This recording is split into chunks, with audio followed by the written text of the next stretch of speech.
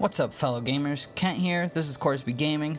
Hope y'all are doing well and enjoying the new season of Diablo 3. I know I am. So this video is going to be a recap of the progress I've made so far in Season 22. There are a lot of cool rewards to be earned, so I plan on completing all the challenges this season. I'll also occasionally be doing recap videos to keep you guys updated on my progress. Go ahead and hit the subscribe button if you want to be sure to catch those videos in the future. Alright, so I created my new seasonal character, Helsing the 5th, and I only play on hardcore, so yes, this is the 5th season I have played as the Demon Hunter class. So before I got started on the campaign, I went ahead and cleared the Challenge Rift. These give you pretty good rewards and are a great way to give a new character a boost.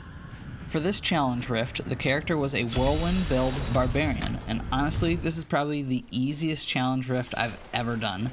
Normally, Challenge Rifts take me a few tries to complete just to get used to the different build, or maybe I get stuck in a dead end area of the map and lose too much time, but I completed this one on my first try. The Whirlwind Barbarian is very strong and incredibly easy to play as. You just spin around into everything. The real kicker though was the seasonal buff Shadow Clone though. I thought they would be beneficial since they scale with you, but my gosh, they deal insane damage. Just look at how fast this Rift Guardian goes down.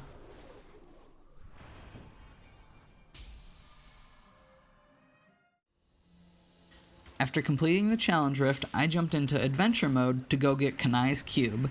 I had a close call, but it was worth it. That way, I can have the bonus of the cube throughout the campaign, making it much easier. So I got started on the campaign, and it was pretty rough at first.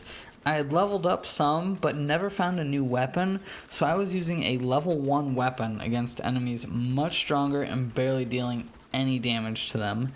After a while, I finally found a new weapon, and by the time I got to the Skeleton King, I was rolling and was able to make quick work of him. The rest of the first act went pretty smoothly. I managed to squash the Spider Queen. Then I whacked the Warden. I did get lucky and got this great legendary item. It reduces damage taken by 40% when you use a hatred generator, so it's basically a permanent defense boost. And for the last boss of the act, I blasted the Butcher.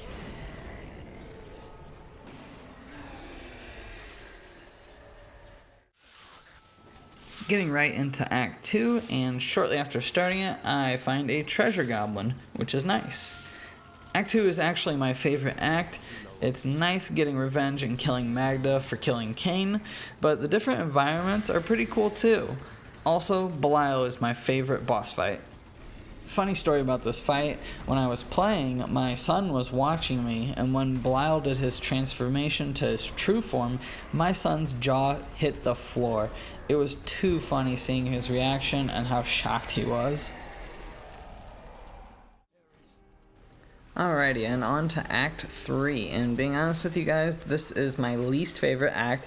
I think all of the quests in it are incredibly tedious, and the maps are generated poorly in a way that makes it hard to get through them quickly.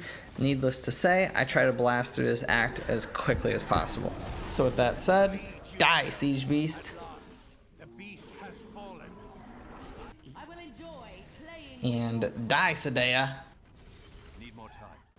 Oh yeah, at this point I was able to start socketing ruby gems into my weapon, which gives a huge damage boost and speeds up your progress pretty significantly. And last but not least, die Asmodan.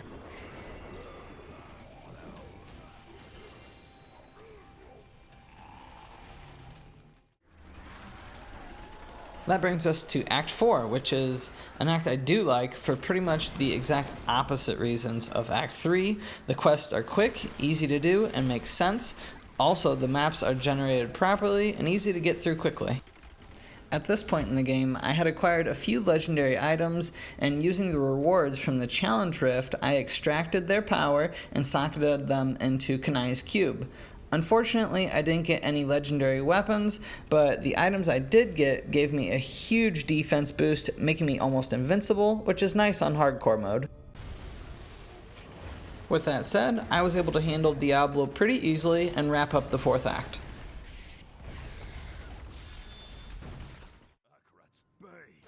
Rolling right along into Act 5, I know some people don't like the expansion, but I like it fair enough. Even though it is a bit longer, I did manage to get my first legendary weapon. Unfortunately, it has a pretty useless effect.